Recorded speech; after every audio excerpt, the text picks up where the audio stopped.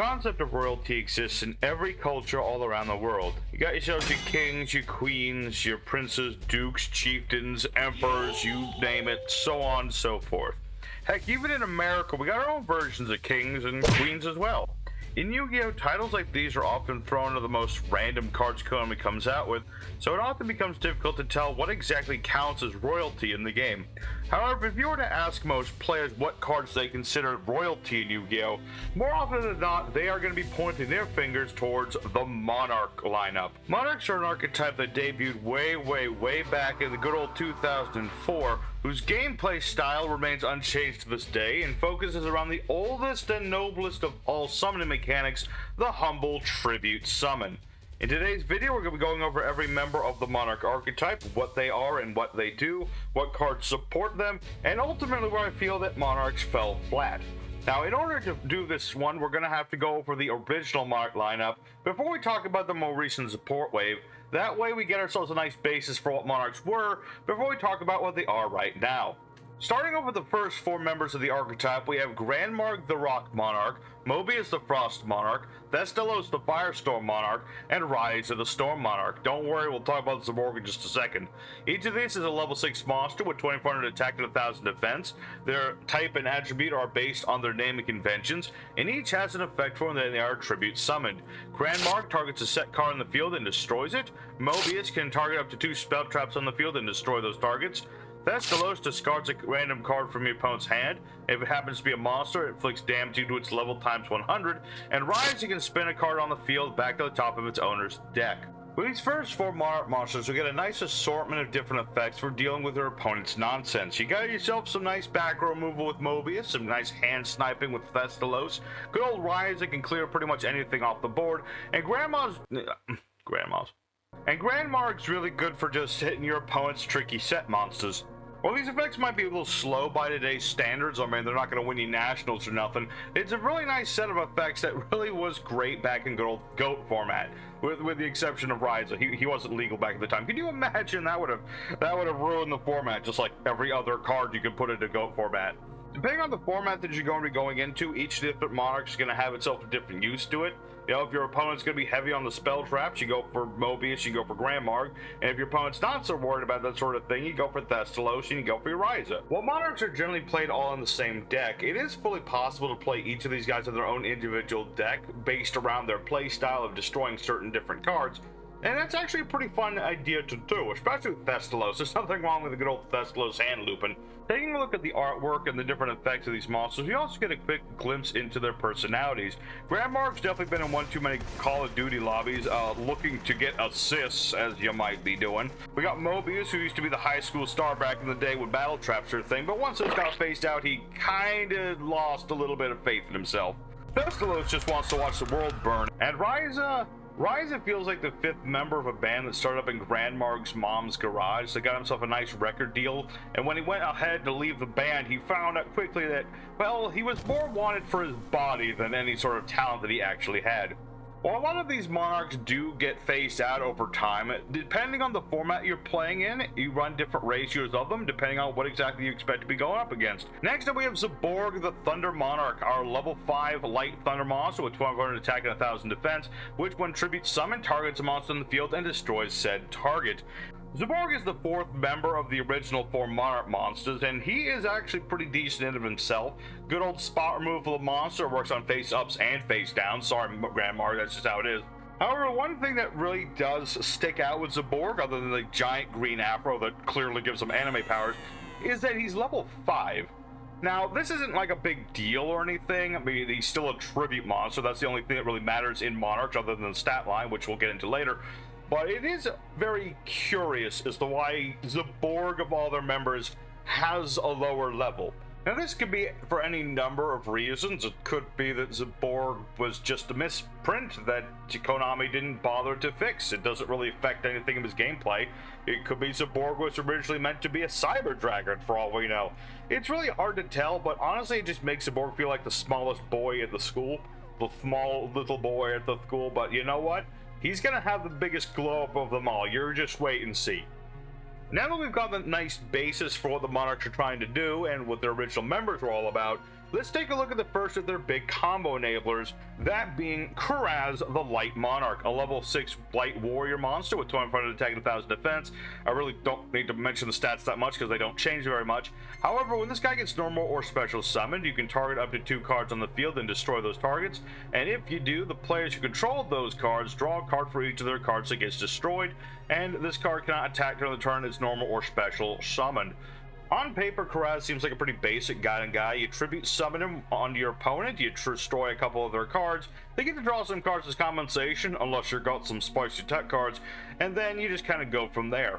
However, the fact that Karaz, and indeed all of the other Monarchs, have the ability to destroy your own cards leads into some interesting combos and some interesting tech choices, especially when we transition quickly over to their trap card, which is Escalation of the Monarchs, a continuous trap that states that once per turn during the opponent's main phase or battle phase, you can tribute summon a monster. Now, this allows all of the Monarch monsters to become quick effects, which honestly makes them so much better in the long run. Being able to interrupt your opponent with any sort of effect, being spell trap removal, monster removal, spinning cards back to the top of the deck, honestly makes them so much more potent. And in terms of Karaz, well, one needs to look no further than the artifact lineup. But just imagine tribute summoning this thing on your opponent's turn, popping 2 artifacts, drawing 2 cards, and dropping Moral Attack and Scythe on the board.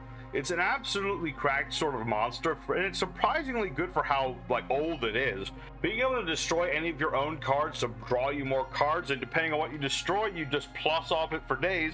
And what's amazing about Karaz is that he works on special summon and not just tribute summon, something that will inspire future lines of the Monarch playstyle for years and years to come.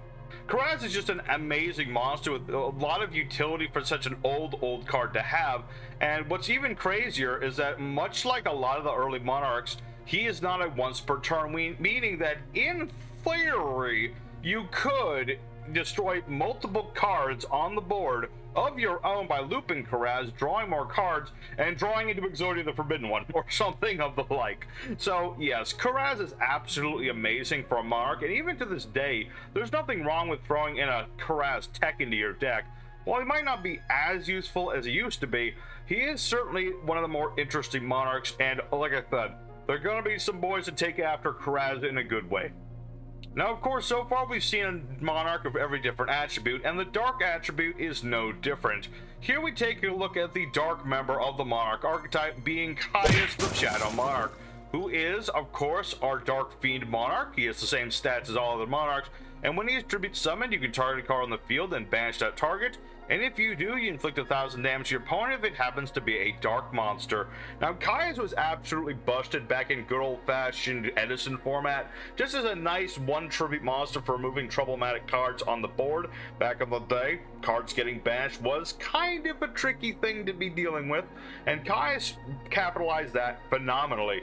Now, Caius is really great. He just removes cards from the board, deals a nice bit of burn if you happen to be up against dark monsters, or if you need to finish off a lingering opponent, Caius can even make the ultimate sacrifice and banish himself in order to burn your opponent down. In terms of modern play, Caius isn't played nearly as much. However, then you gotta remember that Layer of Darkness is still a thing. So while Caius might not be the most playable of all the Monarchs nowadays, there's nothing saying you can't run the boy. He actually has some nice utility cards that can make him hit your opponent really hard. Possibly a little less often played, however, is the next Dark Monarch, because of course there has to be more than one of them, is Delg the Dark Monarch. What a original name he has. Anyway, he's a dark spellcaster, same stat line, which when normal or special summon targets up to 2 cards in your opponent's graveyard, banishing those cards, and then sending the same number of cards from the top of your opponent's deck to the graveyard. However, Delg cannot attack the turn he is summoned. This is a very niche sort of effect. It's certainly interesting, if nothing else.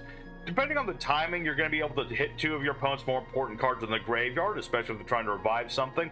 And then, of course, you're milling some cards to your opponents, which, unless you're going against like Tearlaments or most modern decks, it's actually going to be pretty devastating, to be honest. I mean, you're going to be able to hit their cards on the grave, deny resources, and then mill some cards, deny some more. And heck, it's loopable. It's technically loopable, not easily, but you can do it. Next up, even more darkness. We've got Angmarl, the Fiendish Monarch, a dark fiend who has the effect that when he's tribute summoned, you can banish a spell from the graveyard to add a card with the same name as that banished spell card from your deck to your hand. Well, the Dark Law cosplayer certainly has a very interesting effect. Look, there is some usefulness that Angmarl can get out of Monarchs, as we'll see a little bit later, but he's a very incredibly specific kind of guy. You have to banish spells, and you have to get the same sort of spell. Now, there are certain things you can do with that. I think the thing that comes off the top of my mind is maybe, I don't know, banishing Pot of Desires to get another one in your Grand Maju deck or something like that, which is certainly something you could do, but it's not something you're going to do too often. So it's certainly a guy that can search you some spells if your deck is requiring specific spells to work. Maybe Angmarl was your guy, but for your standard Monarchs, he's just not your boy. Just get him back to the evil heroes. They're the guys who want this guy around. Now, of course, every king needs their vassals. I mean, royalty aren't exactly known for doing their own work for the most part. So, of course, with Monarchs, they're going to have their own tribute engine, and that being the Squires. We start off with Adea, the Heavenly Squire, which is a level 1 light warrior monster with 800 attack and 1000 defense, which with normal or special summons a monster with 800 attack and 1000 defense from the deck in defense position, except for itself. However, you cannot special summon from the extra deck for the rest of the turn. When this guy gets sent to the graveyard, you can target a banished Monarch spell trap and add it to your hand, but you can only use each of these effects once per turn. Adea is absolutely the most cracked stardom up that Monarch could have received, and he does set the basis for what they become in the future. Just remember that whole searching of monsters with 800 attack, 1000 defense. It's going to be very important later. Now, what monster are you going to be searching out with Adea so much? Well, 9 times out of 10, you're going to be getting Eidos, the Underworld Squire, a level 2 dark spellcaster with 800 attack and 1000 defense, which when normal or special summoned, gives you a tribute summon of a monster during your main phase in addition to your normal summoner set, but you only gain this effect once per turn. You can banish this guy from the graveyard to target a monster with 800 attack and 1000 defense in your graveyard, except for himself, then summon it in defense position, but you cannot special summon from the extra deck for the rest of the turn, and you can only use each of these effects once per turn. Light and darkness combine, my guys. I mean, Collapse Serpent and Wyver Buster have less synergy than these two. Eidos is the forefront of the Monarch tribute engine. He just gives you additional summons when he's summoned out onto the board. Summoning him out with Adea is always great, but you can always just normal summon Eidos and go from there, considering a lot of the most important monsters are single tribute monsters. Eidos is absolutely busted in the graveyard as well, because once you banish him from the grave, you can just revive Adea and have Adea bring out another Eidos. It's a circular system. You just keep going into it. Keep getting your tribute monsters on the board. Eidos is absolutely amazing monster, and he's got that sick aura about him. He's up to some schemes, let me tell you. He's up to something. Now, if you were thinking for a minute that Karaz and Caius were the only guys who are going to get themselves squires, well, you are partly correct. There are, of course, other squires, and each of the monarchs get their own, and we're going to go over each of them as they be. We have, of course, Landrobe, the Rock Vassal. We have Escher, the Frost Vassal. Burlineth, the Firestorm Vassal. Garum, the Storm Vassal. Mithra, the Thunder Vassal. And Lucius, the Shadow Vassal.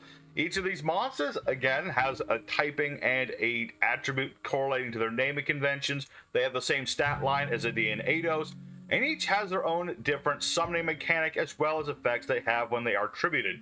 Landrobe can flip a monster face down to summon himself from the hand, and then when tribute summoned can recover a monster with 800 attack and 1000 defense from the graveyard.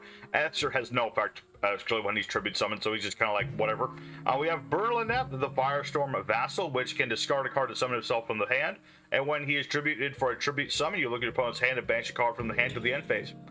Garum can return a tribute summon monster you control to the hand to special summon itself from the hand, and when tributed for a tribute summon, adds a monster with 800 attack and 1000 defense from the deck to the hand except for himself. Mithra summons a token to your opponent's board in order to summon himself from the hand, and when tributed for a tribute summoned, you can tribute a monster during your main phase in addition to your normal summon. And Lucius can banish a level 5 or higher monster from the graveyard to summon himself, and when tributed, looks at all set cards your opponent controls, and your opponent can't do nothing about it. Now, obviously, each of these guys has varying uses in your Monarch build. Landrobe definitely feels like one of the more well thought out of all these dudes. I mean, flipping your opponent's monsters face down, allowing Grandmark to run them over is obviously a pretty good effect. You know, you got things like Garm, who can add yourself a D in Eidos. You've got Mithra, which gives you additional tribute summons on top of your additional tribute summons from Eidos. And then you got other guys like Berlineth, which is kind of decent in Thestalos, and Garum, who requires way too much to special summon himself, and Escher, who gets nothing. Konami didn't even try to give Escher an effect. But each of these monsters, while not as good as the Eidos pair, do have some applicability in the archetype, and it's actually all thanks to a more recent card that was released, and that being, of course, the Morganite lineup, especially with Time-Tearing Morganite. Giving you additional normal summons on the board is actually pretty good, in line with all of what the Monarchs like to do, and especially if you get to summon out a Dia, and then you special summon any of these other Monarch vassals, and then you're just going to go ahead and tribute those boys off and get their effects off. It's something neat and interesting, and maybe it's something that'll inspire Monarch players to try something a little bit different. Now, before we get into the upgraded versions of Monarchs, oh boy, we have to talk about this one. I really didn't want to talk about this guy, but you can't really talk about Monarchs without talking about Vanity's Fiend, a level 6 Dark Fiend with 2400 attack and 1200 defense, which has the following effect. It cannot be special summoned, and neither player can special summon monsters. Vanity's Fiend is absolutely atrocious. Never liked the guy very much. He is not a very kind card whatsoever, and the fact that he is run so often in Monarch simply for being a tribute summon boy is just absolutely disgusting. It really, really is. Now, Vanity's Fiend has been run in this deck for so long. Honestly, he almost feels like he could have bet him on. If he had 200 less defense, as you'll see, he could very well have just bet on Monarch. That's all it would have taken. By simply using something like a Dia and Eidos, or just Eidos for that matter, you simply put the Vanity's Fiend on the board and neither player can special summon anymore. You know, Monarchs do have a little restriction on that, but once you have the board established, it doesn't really matter if you take time to make more tribute materials or what have you. Vanity's Fiend just gonna lock your opponent out of doing any of their special summoning. It's an absolutely atrocious card, and I really wish that Monarch players wouldn't need to rely on this thing so much, but thankfully, due to the rest of the archetype, you know, existing, and the fact that he doesn't have the exact stat lineup that you would want for later, thankfully, Vanity's Fiend isn't as necessary as he once typically happened to be. Just remember that if your opponent starts going for Vanity's Ruler, however, you need to start praying to God, because lordy, the implications of that are absolutely terrifying. For the next lineup of Monarch support cards, Konami decided to go the Pokemon route and give all of our Monarch boys Mega Evolution potential. So therefore, we take a look at the Mega Monarch lineup, looking at things like Grandmark the Mega Monarch, Mobius the Mega Monarch, Thestalos the Mega Monarch, and Ryza the Mega Monarch. Each of these is a level 8 monster with 2800 attack and 1000 defense, again with their typing and their attribute correlating to their naming conventions, and each of these boys has a different effect when they are tribute summoned, and they get an additional effect when they are tribute summoned using a monster of the same attribute of themselves. Grandmark, when tribute summoned, targets up to 2 set cards on the field and destroys them, and when tributed with an Earth monster, draws you another card. Mobius will destroy up to 3 spell traps on the field, and if tributed with a water monster, your opponent can activate those cards in response. Thestalos can look at your opponent's hand and discard a card from that hand, and if it was a monster, inflicts damage equal to that monster's level times 200, and if tributed using a fire monster, you inflict an additional 1000 points of damage. And Ryza the Mega Monarch, when tribute summoned, targets a card on the field and a card in either player's graveyard, and when tributed with a wind monster, will target an additional card on the field, placing the first 2 targets on the top of the deck in any order, and returning the additional targets to the hand. Each of these monsters is an immaculate upgrade over the original members of the archetype. You've given each of them an upgraded effect, an additional reason to tribute off tribute monsters, and also additional reasons to run all the vassal monsters in order to give your monsters all the additional effects. Each of these guys has great impact on the game, depending on what sort of, again, format that you're playing them in. And they all have some really good usage out of themselves. Ryza still maintains his rank as the best out of the 3, not only spinning 2 cards on the field back to the top of the owner's deck, but also being able to recover the cards in your graveyard, so it's a really, really good card. As to their personalities and their new mega forms, Grandmark went ahead and hit that gold grind set, doubled his KD ratio, and now is actually benefiting his teams. Mobius dug himself out of the gutter that he'd found himself into, went back to college, got himself a nice paying job, and while he's never hit that same high he had in his youthful years, he's okay now. Good old Theslos just wants to watch the world burn harder, and Ryza went ahead and became rich and famous and all that good stuff thanks to that good producer that he was into. However, every night he does think back to the old band that he was a part of, and he cries just a little bit. Each of the Mega Monarchs is again a giant beefy boss monster that you can build entire decks around. Rise is still being very much used the most. However, I do like myself a good old Mega Thestelos burn deck where I can hit my opponent's hands going first. It's a pretty fun build to make. Now, of course, talking about megas and upgraded versions, we of course are going to be talking about our boy Zaborg the Mega Monarch, who is our level 8 Light Thunder monster, 2000 attack and 1000 defense, which can be tribute summoned by tributing a tribute summon monster. When tribute summoned, targets a monster in the field and destroys it. If it was a light monster, both players send as many cards as possible from their extra decks to the grave, but no more than the level rank of that destroyed monster. If this card is tribute summoned by tributing a light monster, you can choose the cards your opponent sends to their graveyard. Zaborg is absolutely the most insane of the Mega Monarchs, and we haven't even talked about Caius yet. The ability to mass dump both players' extra deck is absolutely insane, especially in a modern setting where players base their decks around what is in their extra deck. Zaborg really hit his stride back in the day when incantations were originally produced, which allowed for easy dumping of mass Herald of the Arc Light along with other cards in order to search out lots of ritual materials. And even today, Zaborg, you can just go ahead and build any extra deck, heavy deck that likes to dump their cards to the graveyard, and then Zaborg has got you. He don't miss. He does not miss at all. In the heat of battle, he don't miss. No. In the heat of controversy, he don't miss. No. What's even funnier is that, as we'll see later with the Monarch lineup, we don't usually play an extra deck, but that doesn't matter. You don't need to play an extra deck when playing Zaborg. You can literally play no extra deck, and Mega Monarch Zaborg is going to hit your opponent's extra deck and take out half the darn thing.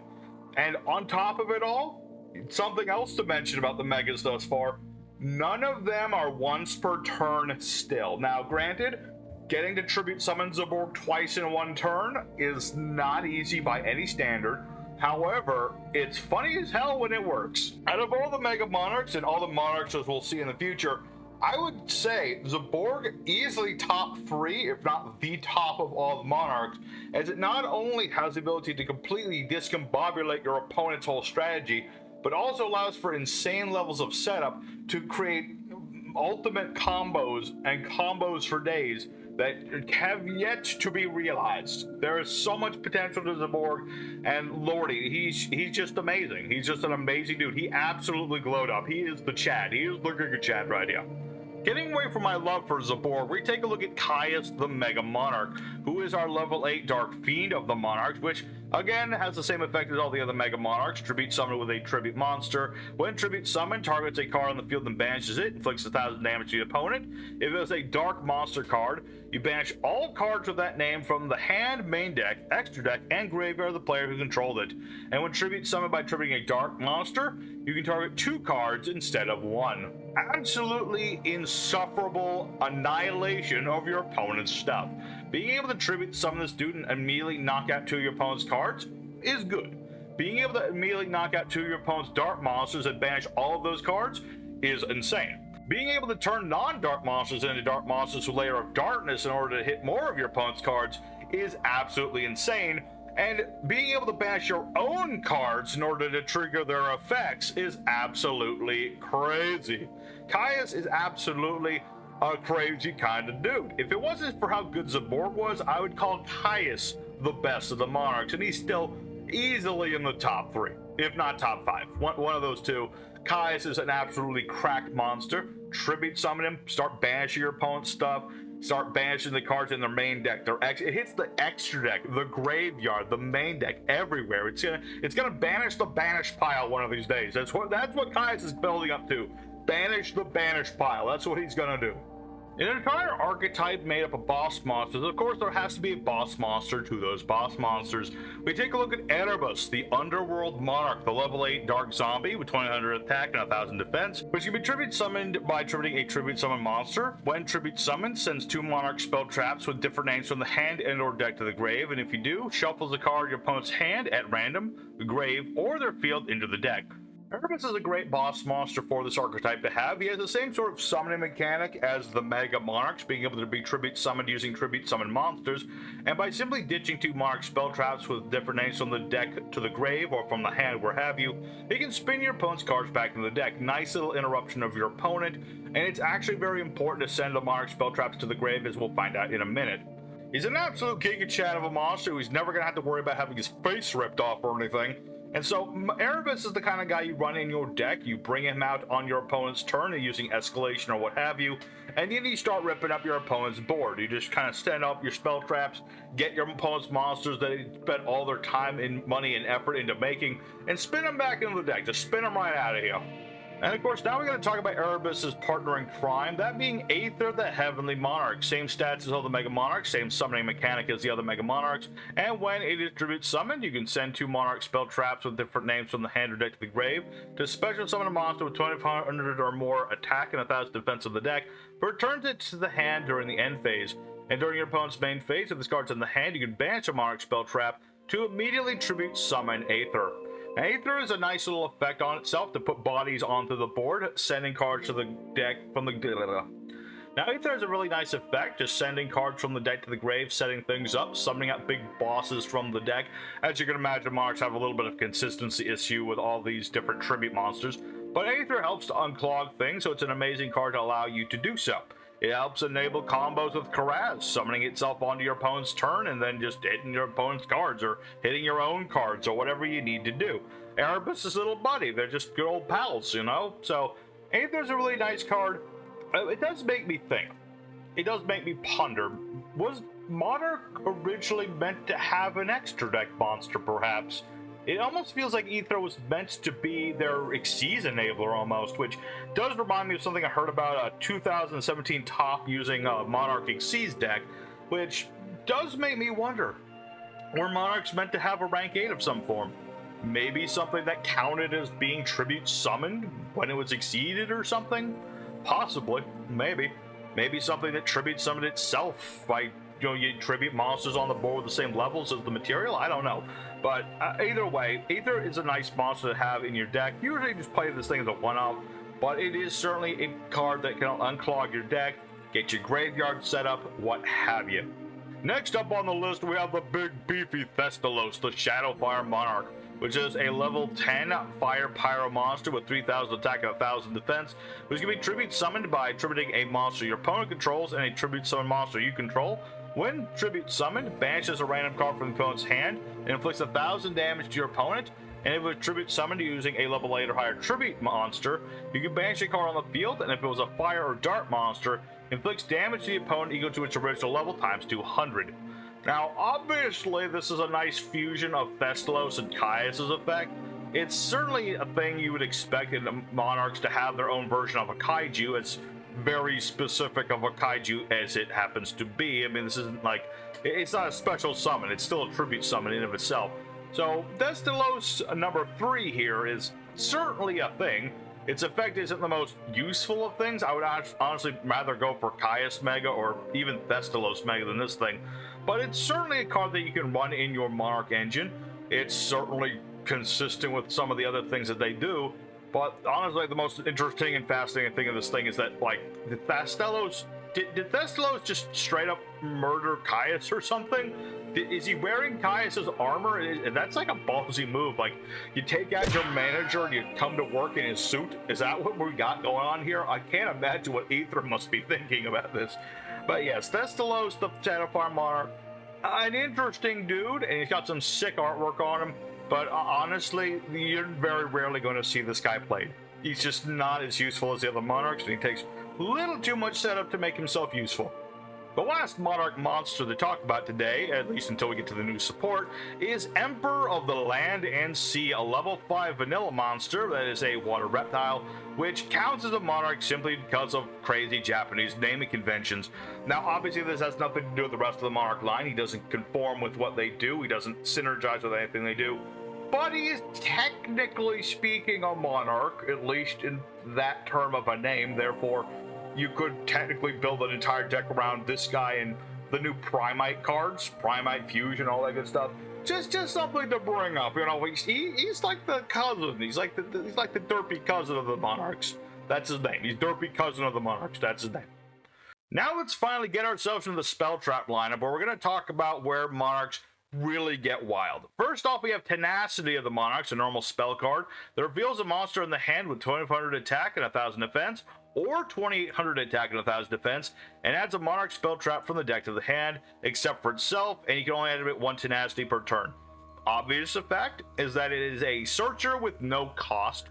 However, the most important thing to know about Tenacity is that it sets the bar for what counts as a Monarch. You see, Monarchs aren't like your traditional archetype, where the cards will mention specifically Monarch monsters or Monarch spell traps, except obviously the spell traps thing. But with this whole idea of stat line instead of the monster's name, as we saw with, you know, the Squires and all that good stuff, Monarchs become one of the bigger archetypes that have the most bizarre members to them. Any monster with 2400 attack and 1000 defense, any monster with 2800 attack and 1000 defense, technically counts as a Monarch so long as it is a tribute summonable thing. This leads to a whole bunch of ridiculous cards technically being Monarch viable. Things, you know, just listing off a couple examples here, just on my list here. You have things like Predaplant Trantis, Strongwind Dragon, Danger Dogman, a lot of the Cleaforts. You got Witchcrafter Heine, Vampire Red Baron, General Grenard of the Ice Barrier, Diabolos, King of the Abyss, Pylarm Dragon, Castura Ogre. There's so many different cards that technically become Monarchs just because of their stat line, and it's absolutely hilarious. Anyway, in an actual Monarch deck, you obviously are going to play 3 copies of Tenacity at all times. Why would you not play 3 of this thing? It's literally a searcher with no cost. Next up, we take a look at what is absolutely, positively the best and the worst of all the Monarch cards. That being their field spell, Domain of the True Monarchs, which has the simple but ultimately devastating effects that while you have no cards in your extra deck and you are the only player that controls a tribute summon monster, your opponent cannot special summon from the extra deck. If a tribute summon monster you control attacks an opponent's monster, gains 800 attack during the damage calculation, and once per turn, you can reduce the level of a monster with 200 attack and 1000 defense in the hand by 2 until the end of the turn, even after they're summoned, and even after this card leaves the board. Now, I don't think I need to talk about how insufferably awful it is to be hit by Domain Lock Monarchs, which is coincidentally what 99% of Monarch decks have turned into because of this thing. It's not a fun thing to be around. What goes from a deck that's all around a whole bunch of different Monarchs with a whole bunch of different effects, a big toolbox of different boys with different interactions on your opponent, has now simply become, for the most part, just slapping Vandy's Fiend on the board along with this thing and some protection, and then your opponent can't special summon it all. It's not a fun day to be around, it's not a fun strategy to have to deal with, and honestly, I'm just not a big fan of it in the long run. Maybe I've been hit by Domain Lock too many times myself. Maybe it's just because it's so easy to do. It's not, especially with like Adia and Eidos and some of the new support, it's so easy to pull off. Domain of the True Monarchs is an absolutely insufferably good field spell. It is just the ability to lock out your opponent's entire extra deck so long as it's on the board and you have a tribute summon monster, and it can be any tribute summon monster whatsoever. That's effectively allowing any deck that focuses on tribute summons to be a Monarch deck. So it does ask the question, who are the true Monarchs in this situation? I guess all the OGs are just subjects of Erebus, at least as far as his artwork's concerned. So that's just, it's not a fun card to play against. It's really not. You know, it's not a fun card to play against, and it really did take over the archetype. Much like how Balladrot kind of took over zombies for a while, this card completely took over Monarchs. And it still holds the Monarchs in their grip for the most part, but thanks to our boys like Zaborg, You know, there is a shining ray of hope that one day Monarchs won't need to rely on this nonsense forever. That's at least my hope and dream. Next up, we take a look at another cracked spell of the Monarch, which is Pantheisms of the Monarch, a normal spell card that sends a Monarch spell trap from your hand to the grave to draw 2 cards. And by banishing this card from the graveyard, you can reveal 3 Monarch spell traps in the deck. Your opponent picks 1 to go to your hand and shuffle the rest into the deck, but you can only use this second effect of Pantheisms once per turn. Now, I don't think I need to mention how good Pantheisms is at all. Do I really need to talk about Pantheisms right now? Get on with it! Okay, fine, I'll talk about it. Okay, so obviously the fact that this is a non-once per turn draw 2 effect by simply discarding your Monarch spell traps is absolutely amazingly good. And on top of that, by banishing itself, you can just go ahead and get yourself any Monarch spell, because it does not specify they have to be different Monarch spells, meaning you can just pick 3 of the same card. I'm looking at you, Tenacity, and just get that card that you want. Literally doesn't matter what your opponent picks, or heck, you can just pick 2 Tenacity and the card you're looking for. Your opponent's going to give you the card you're looking for regardless, so it's an absolutely insanely good card. Used to be on the limited list, it was so good. I don't remember it being banned worthy, but I'm pretty sure it was at least limited at one point. I forget exactly how far it went, but yeah, Pantheist is an absolutely cracked draw power card, and Lordy has it unclogged many a bricky Bricknark hand, and so it's a card you never want to play at less than 3. Maybe you can get away with it too. I don't. Maybe I'll summon the mob if I say that. But regardless, Pantheist is an amazing spell card. You never want to play your Monarch deck without the darn thing. Next up, we take a look at the March of the Monarchs, a continuous spell card that states that tribute summon monsters you control cannot be destroyed by card effects, and neither player can target them with card effects. And however, you cannot special summon from the extra deck while this card is on the field.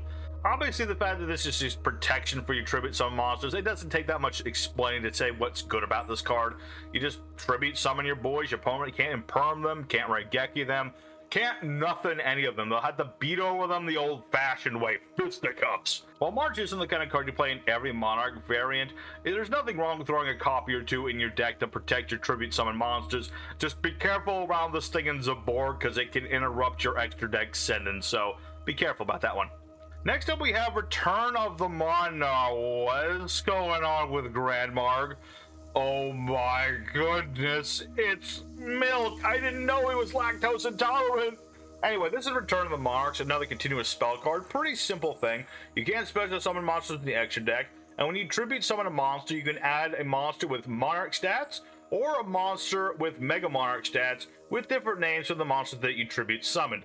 The tribute summon monster must be face up on the field to activate and resolve the effect of this card, and you only use it once per turn. There's nothing else, just other than funny jokes about the artwork. There's really not much to say about Return. I personally don't think you need to play this in every variant, but I've been shouted at by Monarch players that you need to play this card if you want to unbrick your deck, which I think is ridiculous, but that's just me. So yes, Return of the Monarchs, pretty straightforward. Tribute summon, search another tribute monster. Go right ahead. I mean, if you're gonna play a Mega Monarch variant, this is absolutely a necessary sort of card, so you can search out more of your Mega Monarchs, so it's really up to you. I wouldn't play it more at 1 of, much like March, but it's still a card that you can use pretty dang well. Now that we've talked about all the good Monarch spell traps, let's talk about some of the not as good Monarch spell traps. Frost Blast of the Monarchs is a normal spell that if you control a monster with 2500 attack or more and 1000 defense, you target a set card on the field and destroy it. And you can banish this card in a Monarch spell trap from the grave to target a set card on the field and destroy it. Did Mobius and Grandmark have a baby or something? I'm not certain, but this is definitely something. I mean, it's basically just spell trap removal with extra steps. I mean, it's nice to the first effect can just straight up nuke face down cards, and then you can banish more cards to destroy another set card in the field, but it's really all there is to it. I mean, you'd rather keep the Monarch spell traps in the grave for other things, but that's neither here nor there. It's a fine card. There's nothing really special about it. It's just interesting, if nothing else. Strike of the Monarchs is a quick play spell that states that you contribute a face-up level 5 or higher normal summon or set monster to target a face-up card on the field to negate its effects and then draw yourself a card. However, the effects remain negated until the end of the turn, and during the main phase of this card's in the graveyard, you can banish this card to declare an attribute, and all face-up monsters on the field become the attribute until the end of the turn. So, Strike is an interesting card. I mean, it is an early version of just the ability to omni-negate any card on the board, and it does draw you cards on top of it. But are you really going to tribute off your Monarchs to do that? I mean, I guess in an emergency, there's nothing wrong with doing that. And it does have some applicability in the graveyard. You can change your Squires' attributes so that they match whatever mega you're going for. I'm grasping at straws here, but Strike is at least... it's an interesting card, if nothing else. One of those cards you play as a one-off, maybe two if you really want to be snarky with it. But more often than not, this is a card you want to dump to the grave with Foolish Goods or something else in order to just change your monster's attributes. That's really what the card's good for. The Monarch Stormforth is a quick play spell that states that once during the turn, if you attribute a monster for a tribute summon, you can tribute a monster your opponent controls, even though you do not control said monster. You can only activate one Stormforth per turn, and you can't special summon from the extra deck the turn you play this card. It's essentially Change of Heart, or some such for Monarchs. That's really what this card is about. One good thing about this card is a non-targeted version of Change of Heart. I'm just allowed to steal my opponent's monsters and tribute some of them that turn. So if your opponent's gonna stop it, they have to stop it right away. They can't wait, or else you're just gonna be able to tribute summon their stuff. Now, it's extremely telegraphed, and therefore maybe not as good as you'd think, but if it goes off, your opponent's gonna be for a world of hurt, because you're gonna be tribute summoning off of their big old monsters that they cannot afford to lose. Also, Ryza looks like, I don't know, is he playing hide and seek in that tornado? What is that look he's giving me?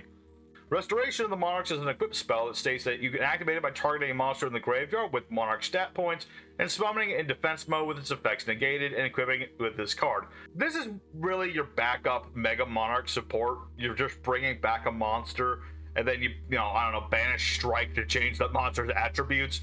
That way you can just bring out one of your Mega Monarchs with all of its effects and all that good stuff. It's very niche. I don't think I've ever seen anyone actually play this card, but there's nothing wrong with it as a one-of. It's a good backup emergency card. That's really all there is to it.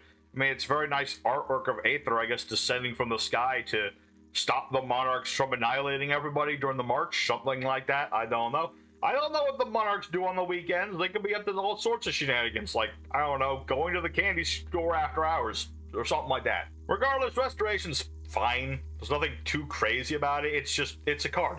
It's a card you could play. Go right ahead. Now, finally, let's get into the trap lineup. Starting off with an absolutely nasty card being the Monarchs Erupt. Thestalos definitely did not want to wait to watch the world burn anymore. Continuous trap card that states that you can only activate it while you have no cards in the extra deck, and you control a tribute summon monster. Negate the effects of all face-up monsters on the field while those monsters are face-up, except for tribute summon monsters. However, during the end phase, if you do not control a tribute summon monster, send this card to the graveyard.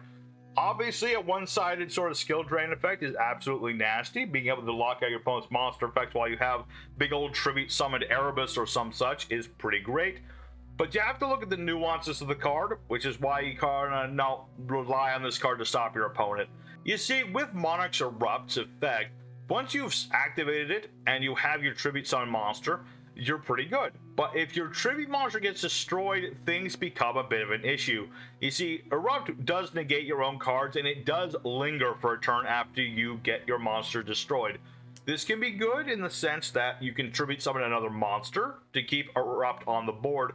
But the thing is, if you're relying on things like Edea and Eidos to do that, you see the problem. You're not going to be able to use their effects. You're not going to have your tribute summons. You're going to be in a world of hurt after that. So Monarch Erupt is definitely another one of these one-off cards you play because you can abuse the darn thing. But one should never rely on the power of Fiery Thestalos' fiery brands. It's not a good idea.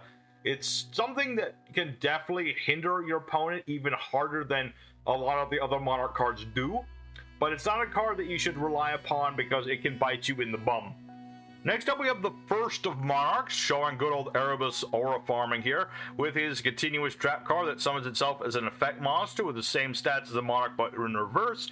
If summoned this way, you can discard a card and declare an attribute.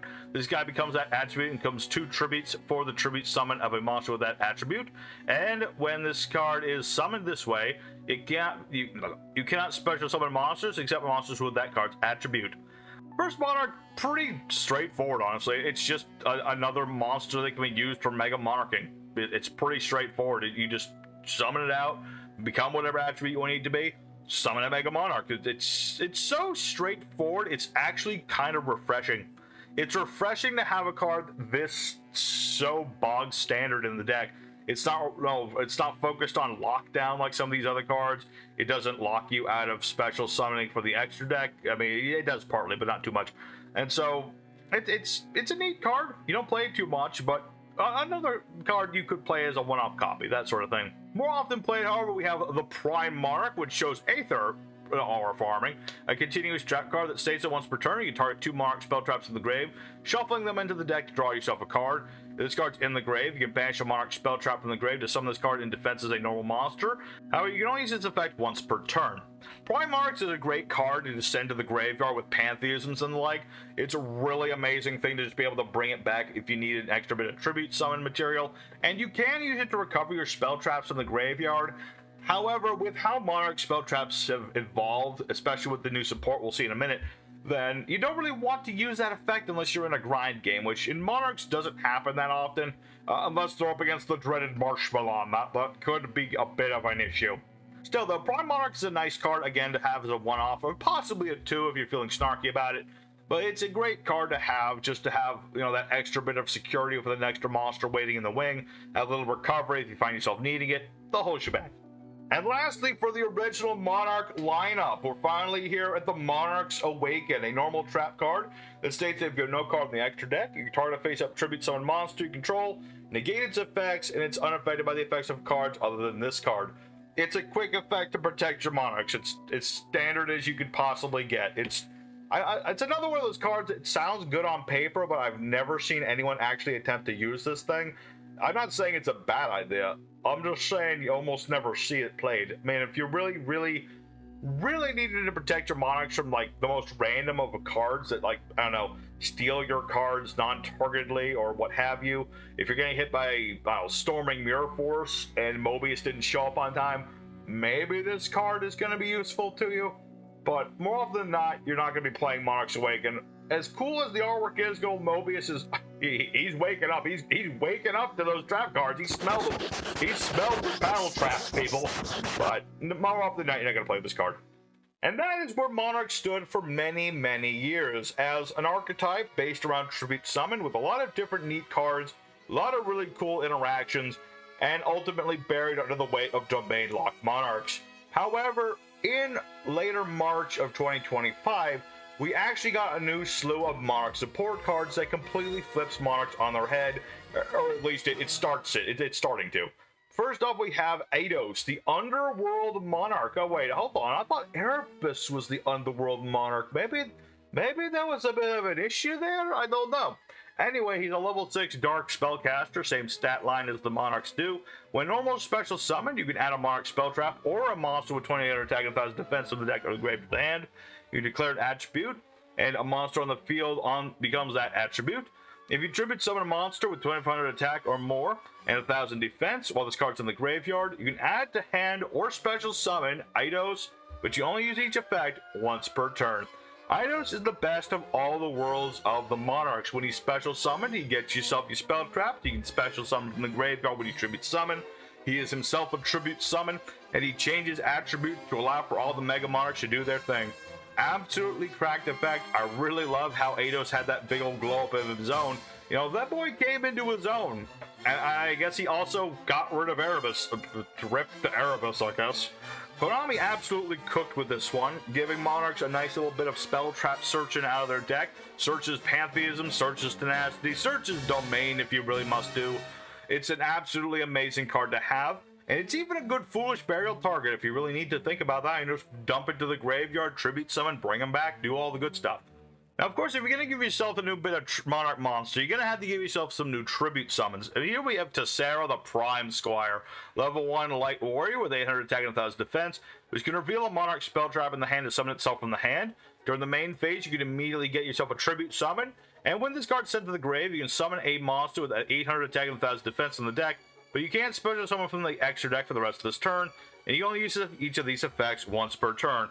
Additional tribute summons, on top of the additional tribute summons of Eidos, on top of being able to be special summoned, and it's searchable with 1-for-1 just like a Dia was.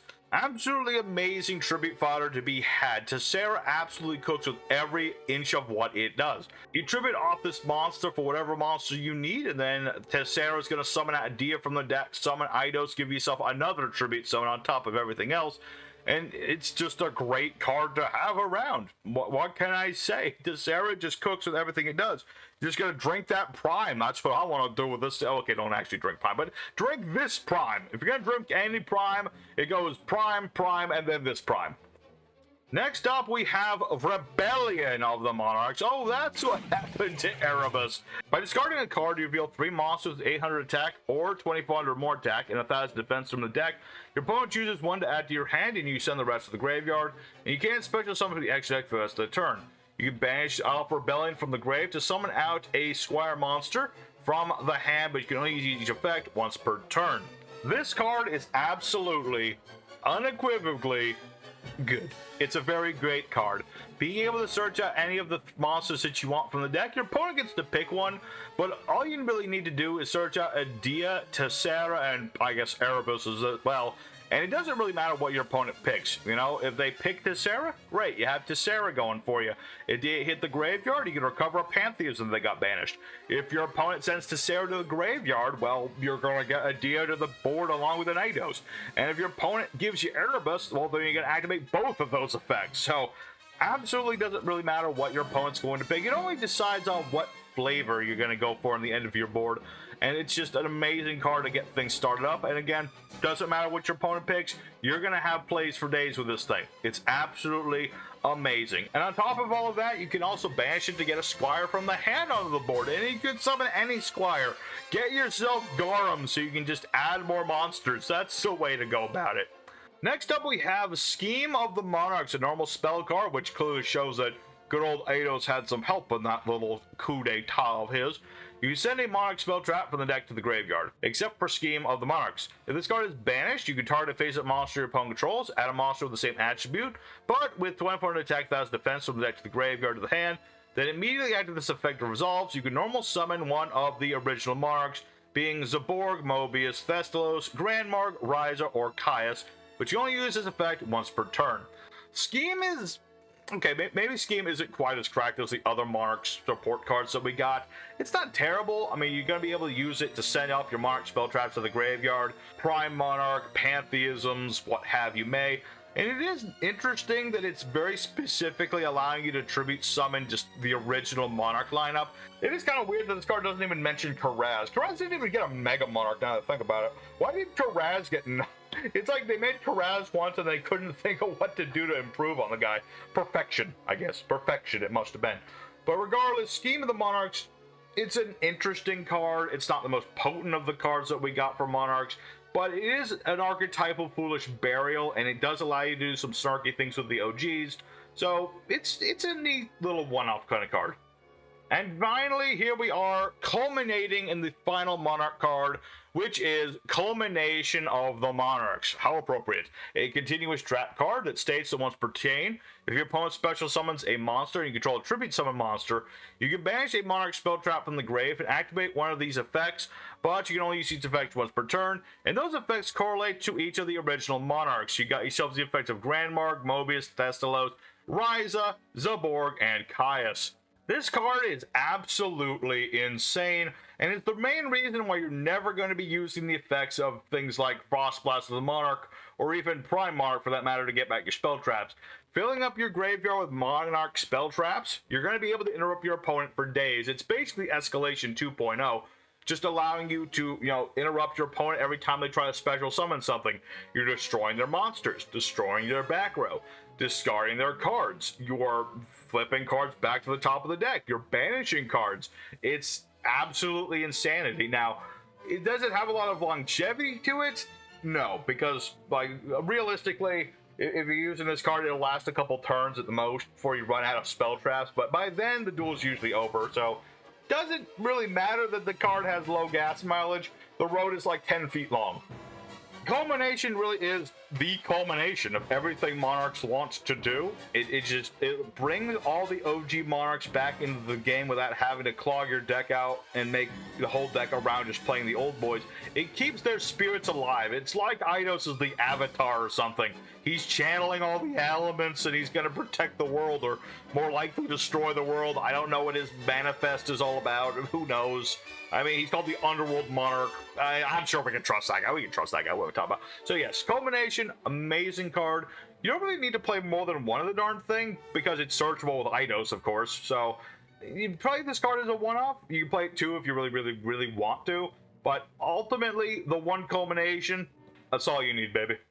Oh, Monarchs, what did Konami want to do with you? What initially started out as a whole lineup of monsters with different effects for different strategies involving tribute summons, eventually got taken over by an entire strategy revolving around locking down the opponent. Now, this, I feel, is a disservice to what Monarchs ultimately wanted to do. Be a big archetype of big, beefy boss monsters that focused around tribute summoning themselves out and annihilating the opponent's board, taking over as the Monarchs clearly want to do, summoning out the Mega Monarchs, wrecking your opponent's day. That was the plan, but for some reason Konami just wanted to focus on the whole no extra deck thing. I don't know why they went that way, and I'm glad to Punch the Vanity's Fiend does not have the perfect stat line for Monarchs, otherwise that would be all she wrote. But thankfully with this new lineup of support, I feel that Monarchs are slowly but surely moving away from over-reliance on domain lock Monarchs. Now, of course, Zaborg was our boy who initially started out this whole idea of not needing to rely on the domain locking, but with any luck with Eidos and Tessera and Culmination on top, we're going to see a lot less of domain lock Monarchs and a lot more of what Monarchs can really do. Thank you everybody for watching this episode of Card Tucks. I know that the Monarch video took a lot longer than I was wanting it to do, but now that it's out and about, it's time to move on to the future. The minute this video goes up, we're going to immediately get started with the next episode, and we're going to be talking about Triamids, because I really want to talk about some very silly decks in the next one. And the next video will also be out a lot sooner, I promise. It's not going to be as crazy. It's also going to be a lot shorter, because Triamids is a small deck. So I hope everybody enjoyed. Don't forget smacking the like buttons and all that good stuff, and subscribe if you feel like it, and help the channel keep it going. So thank you for watching. Let me know in the comments what you think about Monarchs and what you think about the new support lineup, and I'll see you guys again in the next one.